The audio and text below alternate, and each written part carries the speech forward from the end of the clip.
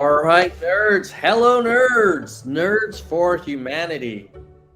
I didn't think I would be doing this live stream about RFK. If you had told me a month ago that I would be doing a policy deep dive into RFK, I would have been like, why would I do that? I am a anti-Trumper, and RFK will only take votes away from a weak Biden coalition and result in Trump winning the election, or the election being decided by the House of Representatives, which would most likely lean Republican. But here I am about to do a discussion of RFK. Now, let's be clear. I am still a strong supporter of Dean Phillips for the Democratic nomination. I would probably be okay with anyone that's under the retirement age, that's a center-left Democrat, getting the nomination instead of Biden, who I respect and admire, but I feel will not be able to campaign effectively in the fall. I think we've seen his refusal to do even like a Super Bowl interview. I think he refused now to do a cognitive test. He has refused to do any town halls. The one press conference he did was pretty much a disaster, if anybody watched it. This is the one where, he was saying that Mexico wouldn't let aid into to Gaza. He's talked about negotiating with like Helmut Kohl and Mitterrand. These are people that are no longer alive. And I know his staff say that he is super sharp and he's totally on top of things, and he has a bear trap intellect and, elephant's memory and all this, but that's not what any of us are seeing, right? Like we can see him in his press conferences. We've seen him even giving speeches like in Las Vegas. And this is not the guy that ran in 2020. And even that guy was not exactly, Mr. Universe. So any rate, because of my really serious concerns about Biden's ability to beat Trump, and because I've been preaching to Democrats that they should give Dean Phillips a look, I feel like I should practice what I preach and, be open to other candidates. I really don't see myself getting behind RFK Jr. Again, because I worry that he will unwittingly or unintentionally help Trump win. And also, I actually don't think he's a great communicator. And so the same reason why I think Biden shouldn't get the nomination, I have concerns about RFK. I know that, I really feel bad for him that he has some medical condition that affects his ability to speak clearly. But that is part of the job, is to be a great communicator. Yeah, you don't need to be Barack Obama or Bill Clinton, but like you need to be able to communicate. And I think RFK actually does a better thing, but Trump is very effective for kind of perverse reasons. Like he's very good at twisting and insinuating and kind of manipulating people. But yeah, so I don't know much about RFK Jr. I have heard that he is really skeptical of vaccines in general, and like I'm not that way. Like I literally just got a shingles vaccine. The CDC recommended it. My doctor recommended it. I had some friends who got shingles who said it was really bad. So I was like, you know what? I think I'm going to get that prevention. I don't know what RFK would say about the shingles vaccine, but regardless, we are going to take a look at RFK's policies, because I admittedly don't know much about him, and I haven't seen much talked about him in the press. And having been supporting Dean for a few months now, I know how difficult that can be when the press kind of shuts you out. But before we go into that, I do want to make one observation to all of the hardcore Biden supporters out there, who are not all of the Biden supporters, but there is a large number, at least on Twitter, as far as I can tell, who are really hostile to Dean Phillips supporters. They'll say, oh, anybody who supports Dean Phillips is corrupt or is an idiot or can't read or is a clown or doesn't know history or doesn't understand politics, blah, blah, blah. And the thing is, I'm not sure if these people realize it, but in the last Emerson poll among Democrats nationally, Dean Phillips is at 9%. That's millions of people. I'm not sure the ride-in with Biden crew is playing the long game here, which is come November, you're going to want to turn out all Democrats, not just the hardcore riding with Biden people. And a lot of Dean Phillips supporters are starting to wonder, like, wow, why is this party so hostile to a primary challenger?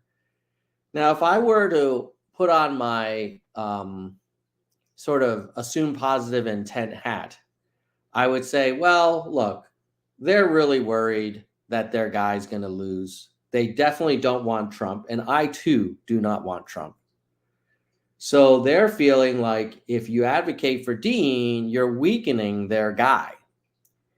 And what I would say to that is like, bro, if your guy is so threatened by some unheard of Minnesota congressman, you got bigger problems than Dean Phillips. You've got a candidate that is sort of like this old car that's barely holding it together. And you're like, don't touch the car. Don't even look at the car sideways. Like, we need this car to make it across the desert. And my view is like, hey, I think before we go on this road trip, maybe we should look at some other cars. And if you're like, well, I don't like your Dean Phillips car, I've never heard of this car, fine. You know what? You want to look at Whitmer? Fine. You want to look at Newsom? Not my first choice. You want to look at Shapiro? Intriguing. Cooper? Intriguing. Pritzker? Intriguing. Even Harris? I might be open to that. But to kind of cover your eyes and cover your ears and just act like everything's fine with Biden, that he's just going to do great when we never get to see him. And whenever we do get to see him, he looks weak. And we're about to say that democracy is on the line. Like, are we really going to do this? So, okay.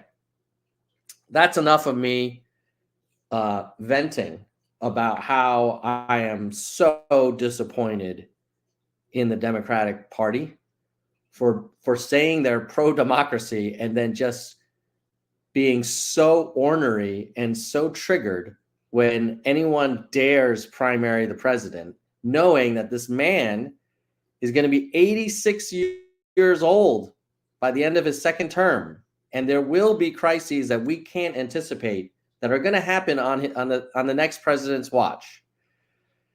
And then they're like, oh, don't worry, Kamala will then be ready. It's like, okay, well then let's, as a party, decide if it's going to be Kamala, then let's dispense with this notion that it's Biden and put it out there and say it is going to be Kamala, or let's evaluate all the bench and pick the person that's most likely to defeat Trump.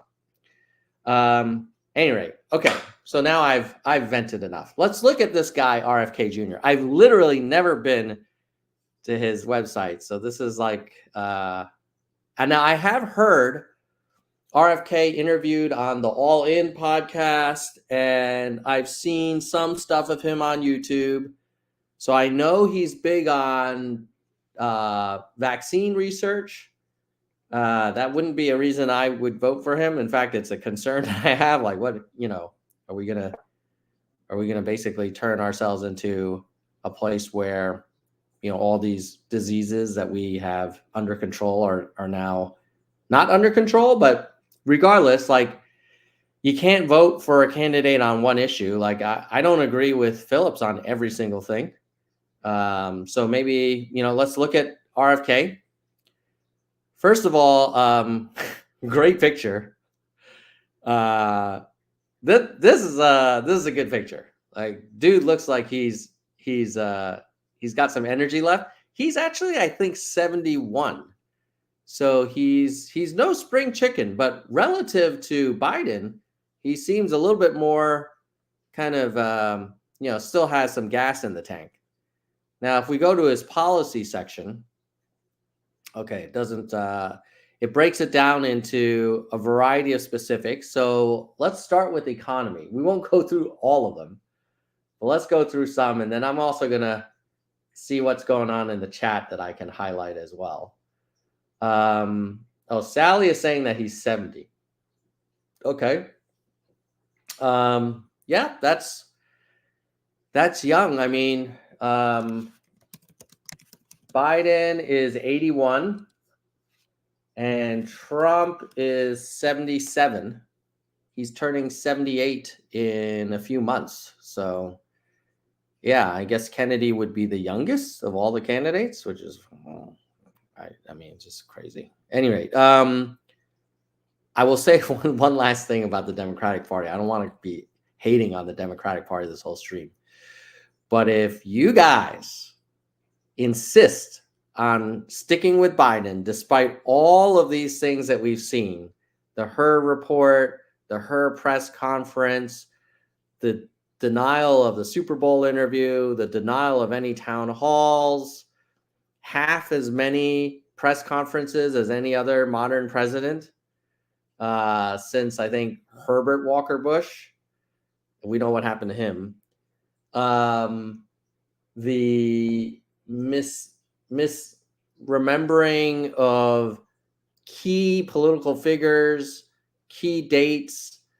If you insist on nominating this guy and he loses to Trump because he can't campaign, I swear to God, the Democratic Party is going to have hell to pay, because you will have brought us Trump because you refused to break with tradition and just have a freaking open primary.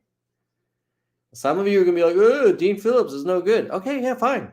Like I said before, you could pick. Biden himself agreed. There's 50 Democrats that could easily beat Trump. We don't need someone that can walk on water. We need someone that can walk and campaign, to take interviews, answer questions, and have a vision. And it can't just be like, oh, well, I got here, I want to finish what I started. Like, come on, man. You're campaigning for president of the United States. Okay, so what is Kennedy saying? People who work hard should be able to afford a decent life. Well, I can't disagree with that. We can restore the American middle class. Okay, so he talks about the massive military machine that has nearly bankrupted the country. Corruption, low pay jobs, paycheck to paycheck, inflation. So what would he do? Okay. Raise the minimum wage to 15. Prosecute union-busting corporations. Interesting. Free child care.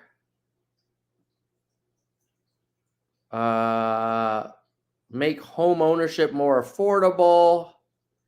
Cut energy prices by restricting natural gas exports. Interesting. Support small businesses by redirecting regulatory scrutiny onto large corporations.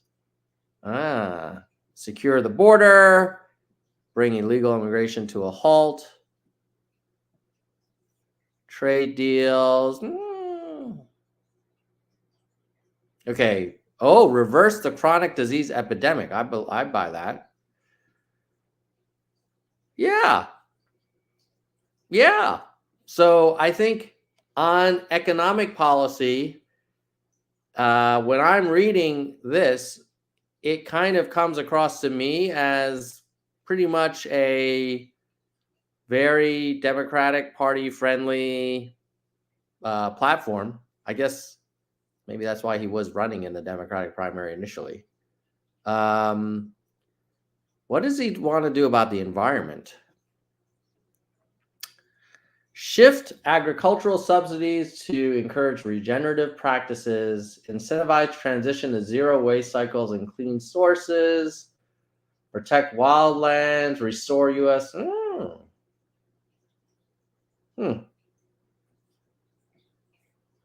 So he seems pretty green. So far, we've got pro $15 minimum wage, pro union, bring in more regulatory scrutiny of big corporations, subsidize housing, and then on the environment, looks like more regenerative practices, zero waste, clean energy, protection of wildlands. So far, I'm reading a fairly, dare I say, reasonable Democratic platform. I have not gotten, and I'm guessing there's probably not a lot on vaccines on this site. Maybe we'll get to the healthcare section. Let's go to that next. I'm almost like a little scared. Oh, where's healthcare? Bruh, am I not seeing it? Oh, bro doesn't have a section on healthcare. Yeah, that's weird. Okay, I know there's a lot of RFK supporters in the live chat, but that's not cool for me. Like, I would have hoped to have seen something about like a national health insurance program that is incentivizes like proactive preventative care. I mean, I guess he kind of talks about that in this attack on chronic disease, this part here, but I think we need a little more detail about that. But okay, so I like the economy, I like the environment. Was hoping to see anything on healthcare. Let's look at higher education. Oh, border. We gotta look at border. Okay, what are you gonna do? Tighten border security. Yep, sounds good. Get on top of asylum claims. Yeah, fully fund court services. Yeah, swift deportation for claims that are denied. Yeah. End military adventurism that destabilizes other nations. Stop supporting despotic governments, juntas, coups, death squads, and repressive regimes. Cooperate with Mexico and Central American companies. Pursue a different trade and economic policy. Yeah. Okay. So I'm good with economy, environment, border. Not good with healthcare. And now let's see, what does he say about honest government? Okay. Bunch of videos. Not a whole lot of details here. I don't think I want to watch the videos. Remake public institutions serve public. Roll back secrecy. Make it more transparent. Protect whistleblowers. Okay. Yeah. Prosecute officials who abuse of trust. Rein in lobbyists. Yeah. Okay. So we're good on economy, environment, honest gov, border. Let's look at higher ed. Make college debt dischargeable in bankruptcy.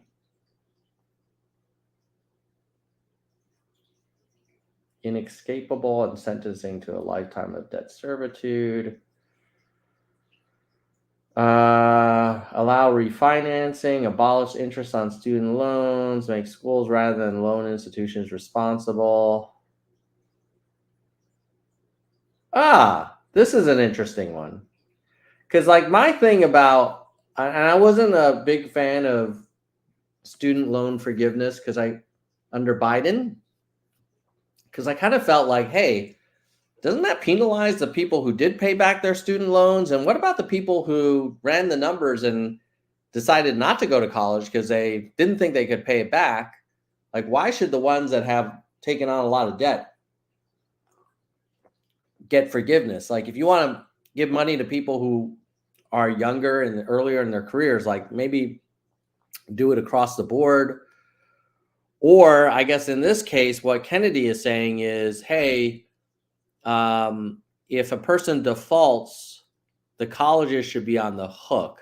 I mean, I guess if I were a college, I'd be like, hey, well, what can I do? Like if they don't pay back their loan. What I would prefer is if he said something around,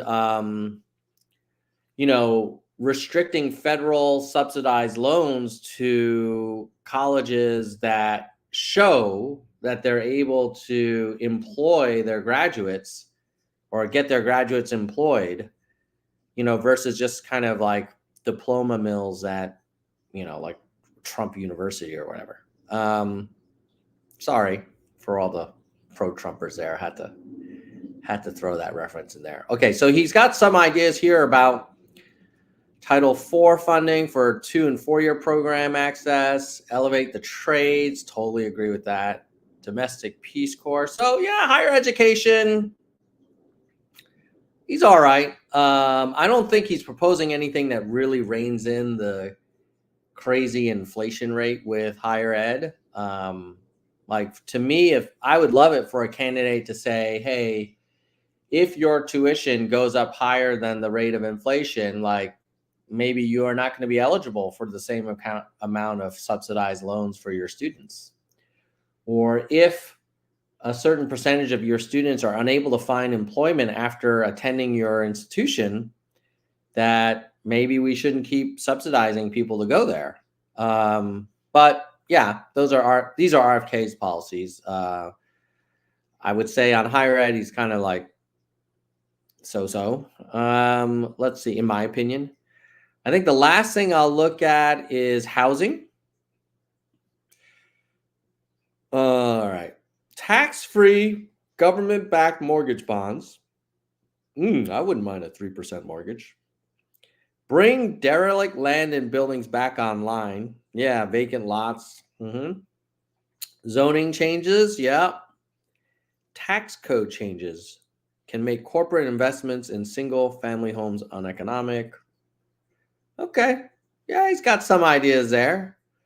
So overall, what's my summary of RFK Jr.? And then I'm going to go highlight some chats. So if you have any thoughts you want to share, put them in the chat. I'll highlight a few of them.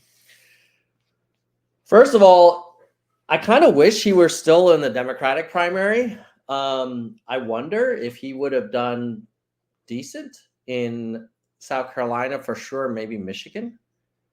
Maybe he would have gotten 15, 20% in Super Tuesday. And then Biden would have to drop out because of health or cognitive or scandal issues before the August convention. And then RFK would have been at least a clear shortlister because he would have had delegates. So yeah, it'll be interesting to see how it goes with him. But from a policy point of view, I like the economic policy and the environmental policy the most. I wish he had more on healthcare. Does anybody know? Like, is he for Medicare for all, or is he for something else?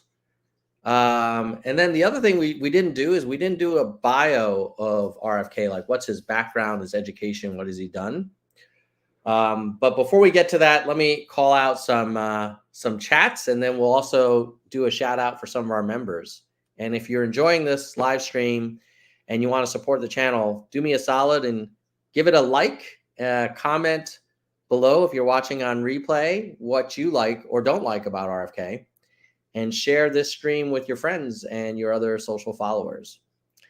All right, Anne is saying, when you interview him, don't forget to challenge his anti-Asian and anti-Semitic views, and don't let him deny what he's. Oh, okay, yeah. Well, I'm not familiar with his anti-Asian or anti-Semitic views, if there are any. But I have asked for RFK to come on the Nerds for Humanity show a few times. I haven't heard back from their team. We're not a huge channel, but what I can guarantee is a very thoughtful, cordial, and nuanced conversation where we can get into topics at a length and at a depth of conversation that you might not see on mainstream TV. But at the same time, like, look, I've only got like 17,000 subscribers on YouTube and 19,000 followers on Twitter. So it's not like getting on, CNN or whatever. Okay. Let's see what else is in the chat here. Zig is a member. Hello, nerds. So is Jeremy. Hello. Zig is saying, I think the issue with Democratic voters is they live in a bubble. Yeah, I'm not sure what's going on with the Democratic voters right now. I think they are really triggerable. And any challenge of Biden, they're like freaking out. And I get it because they're like, hey, we can't lose to Trump. It's like, yeah, well, then don't nominate someone who's hanging on by such a thin thread that me saying that people should think about Dean Phillips and Biden should do more town halls should not be like a big deal. Like, do you remember anyone freaking out when people criticize Obama when he was running for re-election, or Clinton, Bill Clinton? Like, come on, even look at, I hate to say this, but even Trump, he has a bunch of primary challengers. He's able to take it. And his supporters aren't freaking out over Chris Christie, or even Vivek, or now they're kind of being mean to Nikki. But like, I don't think any of the Trump supporters are nearly showing as much white knuckle fear as a lot of Biden supporters are. And I see it. I mean, I do a little tweet about Dean Phillips. People go crazy saying like, you're corrupt. You're being paid off by Bill Ackman or whatever. It's like, really?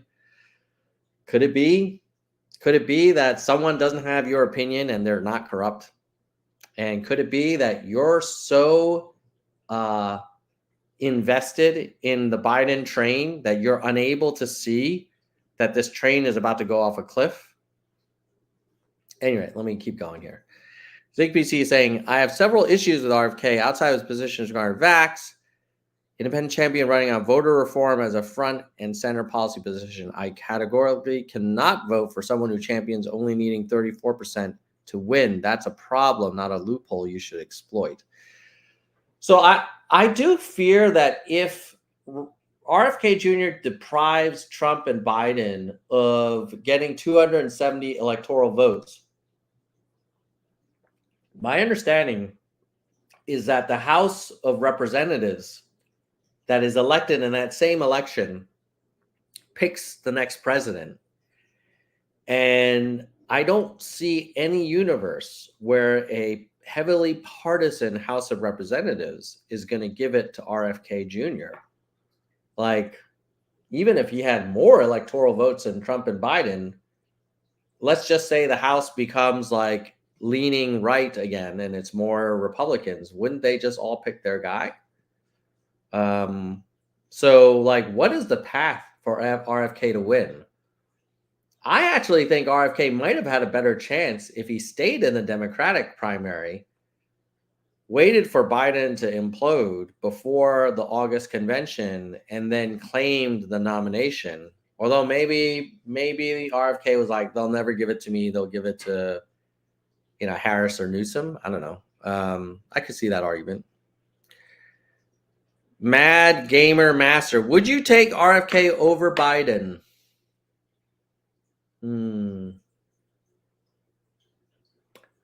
At this point, I don't think so, but it really depends on how Biden performs. Like, if he poops the bed in the debates or refuses to debate and doesn't do any town halls and basically is like sequestered from society in this like hermetically sealed bubble, then I would be like, I don't know if I, in good conscience, you're basically voting for the Biden staff, right? Like, that means that Biden wouldn't really be president. And that's not the way I think our democracy should work. I think we should pick our president, not pick a figurehead and have him be like, you know, the Queen of England or something. Like he should be running stuff. So now on the other hand, if Biden is out there and he shows some pep in his step and he's able to like assuage some of these concerns, take some more interviews, do some town halls, show up for debates, do press conferences, basically run for president, then I think I would be more than happy to vote for Biden over RFK and Trump. Now, if Biden is just a disaster, I think there is an argument to vote for RFK. I'm not saying I espouse this argument, but I'm just kind of thinking out loud here.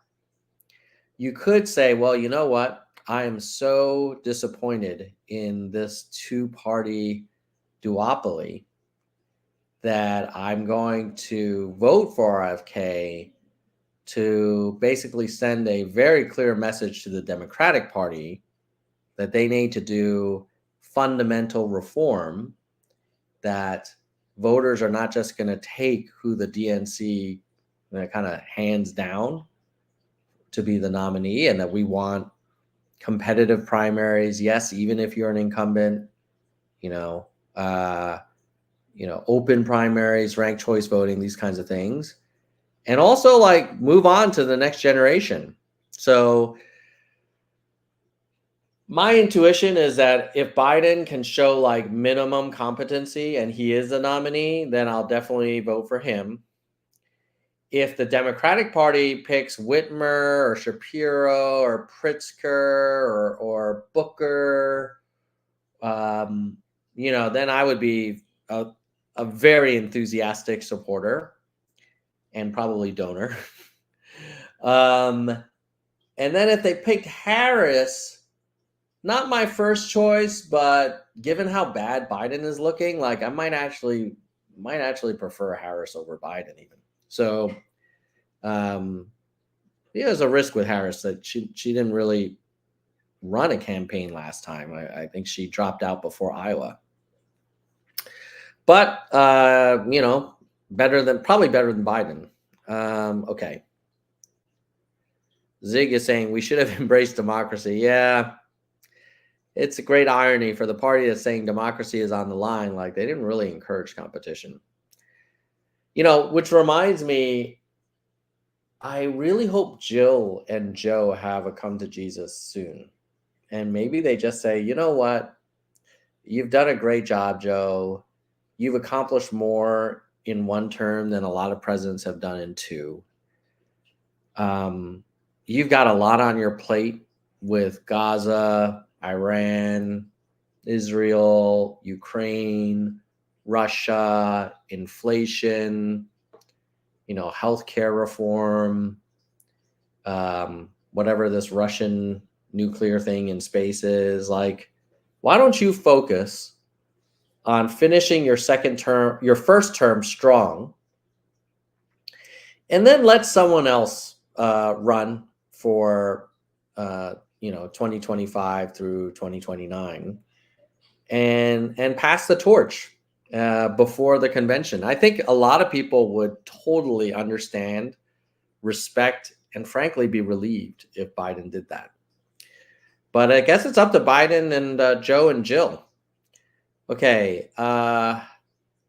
Zig is saying breaking tradition and fully embracing primaries would have gone a long way. Yeah, I know. Because in reality, I bet Biden would have won the primaries even if they were more open and he did attend a debate, I think he would have probably still won.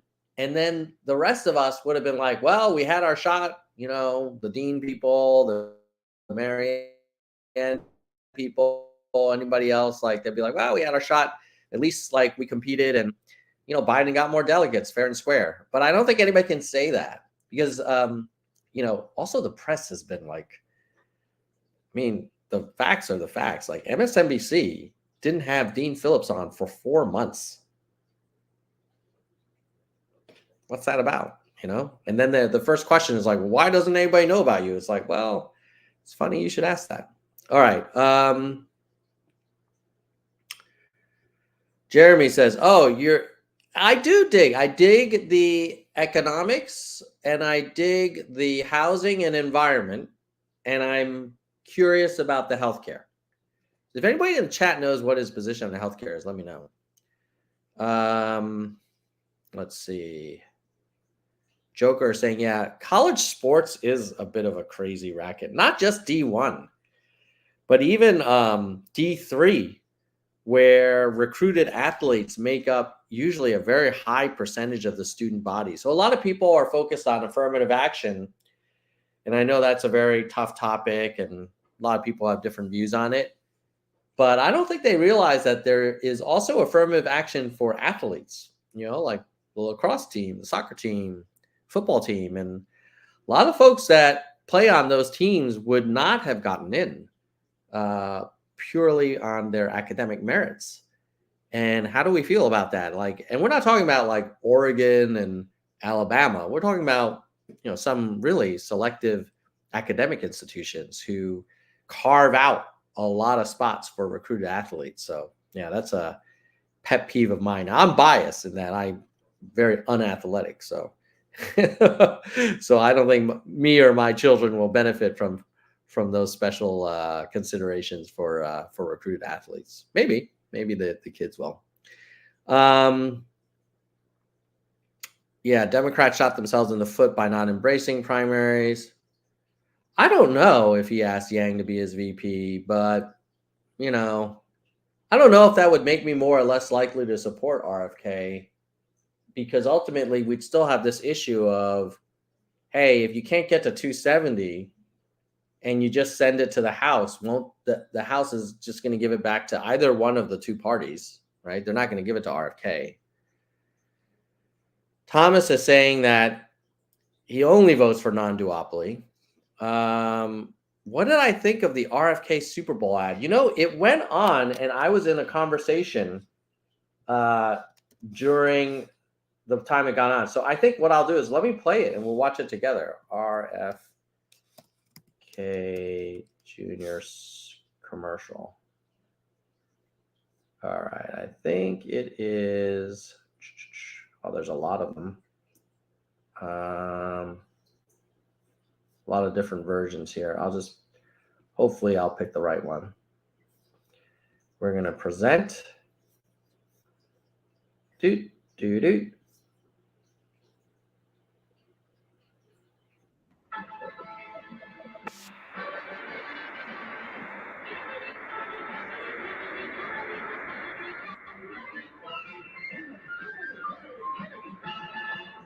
you want a man for president who's seasoned through and through? A man who's old enough to know and young enough to do? Well, it's up to you, it's strictly up to you. American 2024 is responsible for the content of this advertisement. Whoa. Okay. Interesting. I understand the artistic kind of approach of like going retro. Honestly, now I'm a policy guy, so I would have loved for something to say like RFK Jr.'s for a $15 minimum wage, for increasing the supply of housing, for securing the border and reforming asylum process and protecting the environment. Like, that's my take. So my answer to you, Jeremy, is like, I don't love that Super Bowl ad. I think it was maybe novel, so that's good, but I don't know. All right, Jason is saying his voice is so gravelly. I think, he does have a medical condition. Yeah, and it does make him see older than he is. Yes, so that's true. So I kind of feel bad for holding it against him. On the other hand, like, you've got to be able to communicate effectively as president, and that's not going to be his strong suit. Now, for better or for worse, we're comparing him to how Biden communicates and Trump communicates. So, like, none of the three of them are Winston Churchill orators. So, Sally saying, oh, he's an environmental lawyer. Best to listen to long form interviews. Yeah. I will check out his bio shortly on this stream once I get through some more of these chats. Okay, Sam is saying, I believe he wants Medicare for all. Well, if that's true, that would be good. It's interesting that it's not on his site. Okay, the anti-Semitism came from him thinking Chinese Jews created COVID as a bioweapon. Yeah. I think we still don't really know where it came from, but I would speculate. I know some people, I know now I sound like a conspiracy theorist, but I think there is some argument, not just from like random places on the internet, that it might have been an accidental leak from a lab in China. Now, is that the same as China putting a bioweapon against the world? I don't think that's the same. I think it's just incompetence or human error. But by the way, like, shouldn't China be somehow held responsible for massive economic costs to the whole planet for this? Well, I guess we'll never know. Like, it's hard to prove these things. Okay. DNC is not sponsoring any presidential debates. Has already chosen. Yeah. Okay. Oh, Jay Parent is saying, oh no, if he's not like, do you think he's not dropping out ever? Like, there's some people that say, I'm hoping he drops out at or before the convention. There are some people that say that he will drop out after the convention, and then immediately it'll be very clear, like after the convention, if he drops out, like his running mate should be the new top of the ticket. But it sounds like you don't think he's going to drop out at all. He's going to go all the way through November, and then would he step down after like halfway through his second term, or do you think he would finish his term? I mean, bro will be 86 by the end of his second term. He's pro healthcare. Yes.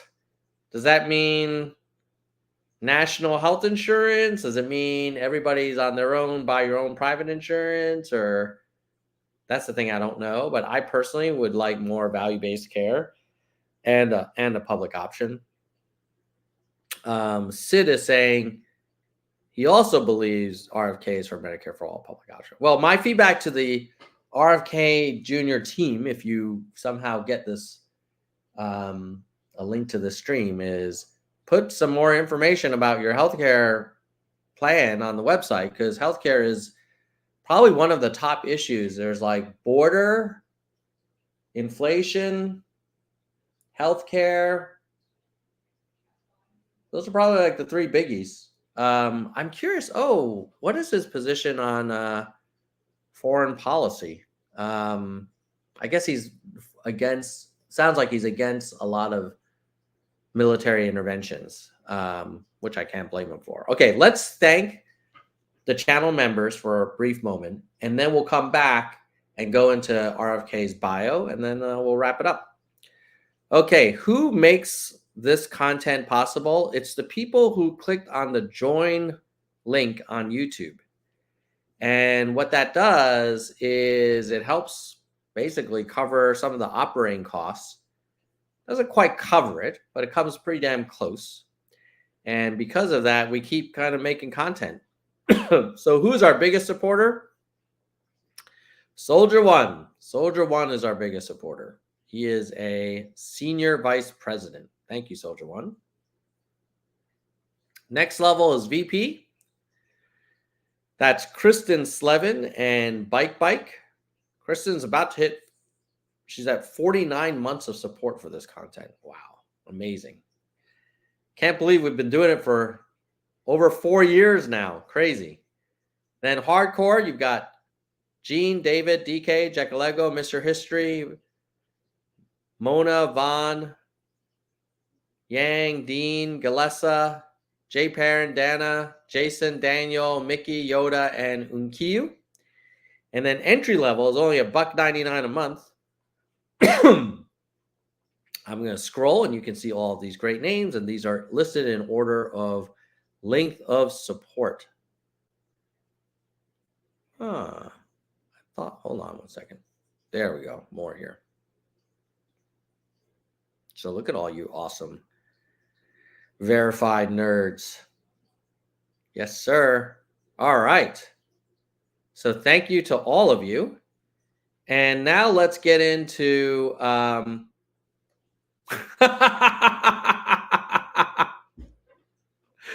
yeah, they cut off a lot, Mickey. They cut off a lot. My wife was saying the same thing. I don't mind it, but yeah, she's like, wow, they cut off a lot from the sides. Yeah, I'm gonna have to give up my dream of becoming a male model. All right, so let's look at RFK's bio. About RFK Jr. So who is this guy? Attorney for the environmental nonprofit. Oh, so that explains why his environmental stuff is so strong. Okay. Hero of the Planet Award from Time Magazine. Well, that's good. Obviously, he's from the Kennedy family.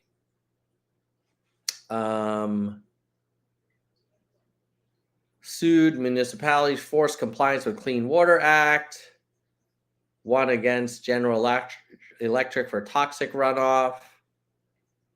Co-founded Waterkeeper Alliance. Largest nonprofit devoted to clean water. Okay. Bunch of lawsuits against big business. Natural Resource Defense Council. A lot of stuff on toxic pollution. Avid outdoors. A master falconer. Ah, that's pretty cool. Founded EcoWatch, environmental news site. Father of the Year. Husband to Cheryl Hines. I don't know who that is, but apparently she's an actress. Pack leader to 4 dogs and 2 tortoises. Whoa. All right. I didn't see anything here on education. Okay, let's just go RFK Jr. bio. Let's go to Wikipedia. Okay. Environmental lawyer. It says here that he's an activist who promotes anti-vaccine misinformation and conspiracy theories. I'm guessing this is being debated on Wikipedia left and right. I'm sure it'll change, flip back and forth. Anti-vaccine advocacy, Kennedy family, protection of waterway, indigenous rights, renewable energy. Oh, that's nice. Assistant district attorney in New York City. Well, that's pretty impressive. Riverkeeper, NRDC, adjunct professor of environmental law. Okay. And then it's again about the vaccine stuff. Proponent of COVID-19 vaccine misinformation. He has targeted Fauci, Gates, Biden.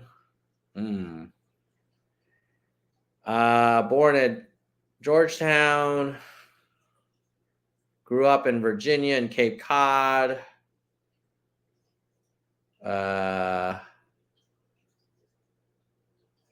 Lived with a surrogate family in Cambridge. Expelled from 2 boarding schools, Millbrook and Pomfret. Graduated from Palfrey Street School. Then went on to Harvard.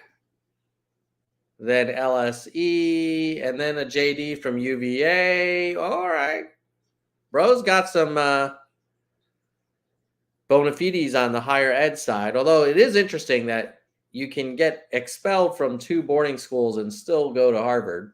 That goes to show you maybe the third thing that we didn't talk about earlier about higher ed. There's affirmative action that everybody argues over on race. Then there's affirmative action for athletes. And then there's affirmative action for well-connected families. He might fit in that third one. I don't see how you get expelled from 2 high schools and go to Harvard, but who knows? Sworn in as a assistant district attorney, failed the bar, charged with heroin possession. Ooh, drug treatment. Okay, that's interesting. All right, so I guess did he eventually pass the bar? I'm not sure, but that's a little bit of at least the Wikipedia bio. So we've talked about the uh, the official campaign website bio, and then the Wikipedia bio. Wikipedia one is probably bigger, heavier on the vaccine stuff. And I didn't know about the high school expulsions, the heroin stuff. Like, to me, that's not a deal breaker, but like, it's not ideal. But yeah, I'm glad that we took the time to research RFK Jr. a little more. I'm not going to say I'm convinced that I should support him, but I will keep him in mind. And it really depends on what the Democratic Party does in August. And if they insist on nominating Biden, then I will need to see. And Biden will have to earn my trust and the trust of millions of voters who are concerned about his readiness to campaign in the fall and to lead for 4 years after that. And if the Democratic Party insists on nominating Biden and he can't show that he's ready, then we'll have to look at other options. Because if Trump's going to win anyway, maybe we send a signal to the Democratic Party that, hey, man, the way you guys handled this, not cool. Let me know in the comments what you think of RFK Jr. And do you think there's any scenario where a Democrat should vote for RFK Jr. As a means of sending a message to the DNC? I hope it doesn't come to that. I'd prefer to vote for someone that I want versus like sending a message. So I'm going to hold out hope that Jill and Joe take a long walk together, decide to put the country first, and allow the Democratic Party to consider all of our bench candidates who are ready, like a Whitmer or Newsom or Harris or Klobuchar or Buttigieg or Dean Phillips, my favorite. There's a lot. There's a lot of great, Pritzker, Cooper. There's tons of them. Cory Booker. There's tons of Democrats. Like, we don't need freaking Michael Jordan. We just need someone that can like dribble and move down the court. And then let Trump be Trump, and he will turn off 55% of the country. Right now, the 55% of the country is like, well, yes, I believe Trump is crazy, but your guy Biden doesn't look like he's got it all together. And he's not helping the situation by avoiding press contact and taking questions. So, at any rate, let me know in the comments what you think below. And, we got to get some closing music. All right. So, top 3 takeaways for you. Number 1, I am forced to look at RFK Jr. because I was so frustrated with the Democratic Party and how it has handled the primary process and how many Biden supporters are in a state of denial. And I cannot, in good conscience, just watch us lose Trump again like we did in 2016. Because, this is your candidate. You have to support them. Number 2, I'm not instantly in the RFK Jr. camp, but there are things that that are interesting about him, particularly economic and environmental stuff. There are things that I'm concerned about, like the vaccine stuff, the not passing the bar stuff, the heroin stuff. But I would imagine that's far enough in the past. Maybe we give him a mulligan. I don't know. I wouldn't normally give anyone a mulligan for that. But again, if it's between Biden, Trump, and RFK Jr., Jesus, what are we going to do? And number 3 is, let's see what happens in August. There might be a brokered convention. It could get exciting. I'd be curious to let me know in the comments what you all think. Should it automatically go to Harris if Biden doesn't run for re-election? to me, I think we should have an open conversation about that. Now, I could see people saying, hey, look, if you don't give Harris top of the ticket to buy us down, it's going to piss off a lot of people. Yes, that probably would happen. I guess the other question is, could she beat Trump? Open discussion on that one. All right. I think she would actually do better against Trump than a disastrous campaign. I think there are other Democrats who would do even better still. Let me know what you think below. And thanks to all the channel members who click that join button and support this channel. If you can't do that, what you can do is smash the like button and share it out.